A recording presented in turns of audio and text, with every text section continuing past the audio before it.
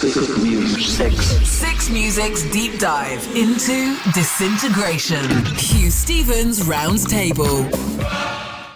And journalist Keith Cameron is with us tonight. Welcome to Roundtable, Keith. How are you? I'm very well, Huw. How's yourself? Yeah, I'm grand. Thank you so much. You've interviewed The Cure. Was it once or several times now, Keith? Twice. Okay. 1989, as luck would have it, was the first time. I met Robert then, and then again about 15 or so years later. So yeah. And were you at the NME in '89? Oh no, I was at Sounds then. Sounds, the best music paper. Keith, so when you interviewed Robert Smith the second time, where were they at then when you interviewed The Cure?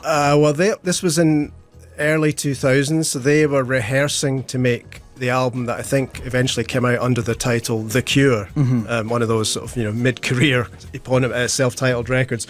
I guess they were in a different place. They were slightly different. I think some people had come and gone and come back, and Simon Gallup was back in the band. They still sounded amazing. But Robert, I spoke to him for like about an hour and a half, and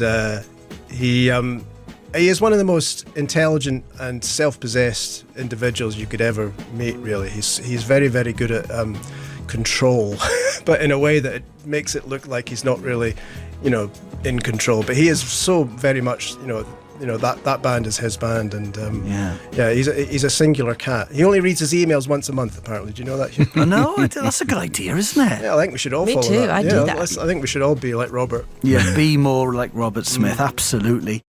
Well, hear more of your thoughts about 1989. Billie Marten was not born, I don't think, in 89. No. 10 years cooking.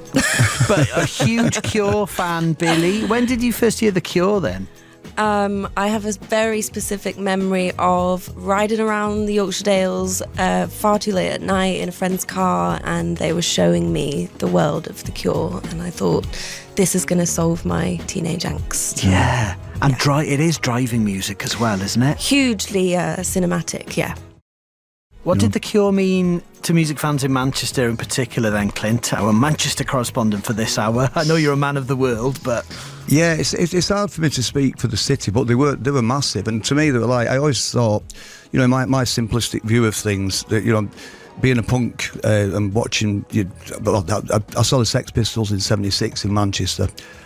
Came out of that period to fall. The Buzzcocks were my favourite bands, but I always thought the Buzzcocks were like the Beatles of punk to me, and The Cure, again, to me, just me, this is Manchester talking, this is me, The Cure were like the Beatles of post-punk. They just seemed to be banging out these hit records, and they weren't number one records all the time, but they were just these big, massive tunes that were quirky and inspiring.